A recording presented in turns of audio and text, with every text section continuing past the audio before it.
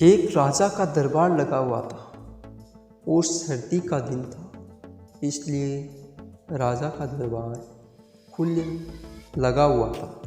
पूरी आम सभा राजा के दरबार में सुबह की धूप में बैठी थी। महाराज के सिंहासन के सामने एक शाही मेज भी थी और उस पर कुछ कीमती चीज़ें रखी थी। पंडित लोग, मंत्री और दीवान आदि सभी दरबार में बैठे थे और राजा के परिवार के सदस्य भी बैठे थे। उसी वक्त एक व्यक्ति आया राजा के दरबार में और प्रवेश मांगा। प्रवेश मिलने के बाद उसने कहा, राजा से मेरे पास 2 वस्तुएं हैं। मैं हर राज्य के राजा के पास जाता हूँ और अपनी वस्तुओं को रखता हूँ, पर कोई परख नहीं पाता। सब हार जाते हैं और मैं विजेता बनकर घूम रहा हूँ। अब आपके समक्ष आया हूँ। राजा ने कहा, क्या वस्तु है? तो उस व्यक्ति ने दोनों वस्तुएं उस कीमती मेज पर रख दी। वे दोनों वस्तुएं बिल्कुल समान थी, उसमें कोई भी अंतर नहीं था। आकार समान, रूप, रंग, प्रकाश सब कुछ नक्शिक समान था। राजा ने कहा, ये दोनों वस्तुएं तो एक है। तो उस व्यक्ति ने कहा, हाँ, दिखाई तो एक सी ही देती है, लेकिन है भिन्न। इनमें से एक है बहुत कीमती हीरा और एक है कांच का टुकड़ा, लेकिन रूप, रंग सब एक है। कोई आज तक परख नहीं पाया है कि कौन सा हीरा है और कौन सा कांच का टुकड़ा। कोई परख कर बताए कि ये हीरा है और ये कांच का। अगर परख खरी निकली तो मैं हार जाऊंगा और ये कीमती हीरा मैं आपके राज्य की तिजोरी में जमा करवा दूंगा। पर शर्त यह है कि यदि कोई नहीं पहचान पाया तो इस हीरे की जो कीमत है उतनी धनराशि आपको मुझे देनी होगी। इसी प्रकार से मैं कई राज्यों से जीतता आया हूँ। राजा ने कहा, मैं तो नहीं परख सकूँगा। दीवान बोले, हम भी हिम्मत नहीं कर सकते क्योंकि दोनों बिल्कुल समान हैं। सब हारे, कोई हिम्मत नहीं जुटा पा रहा था।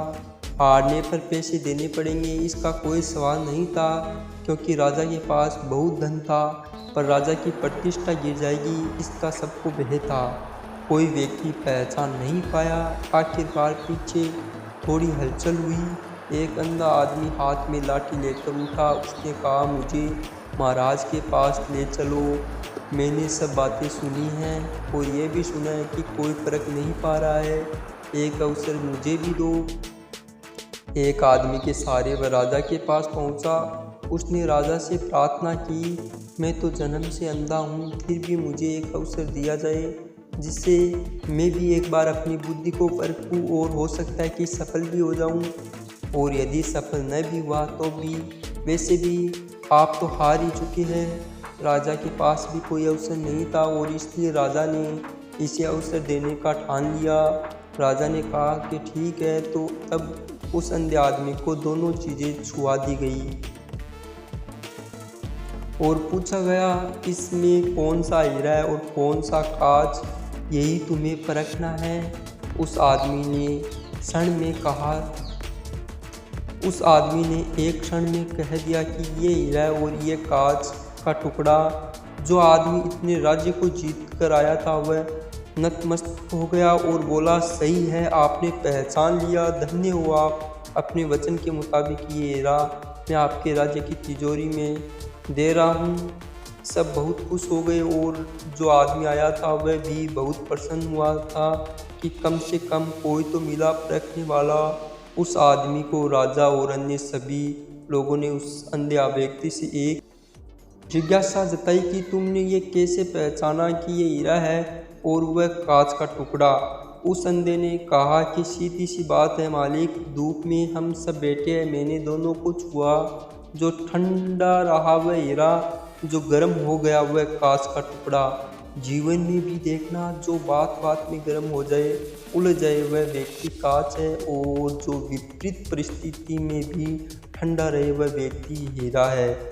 इसलिए आप जीवन में हीरे की भांति रहिए, जिससे कि आपका जीवन भी आगे बढ़ता रहे।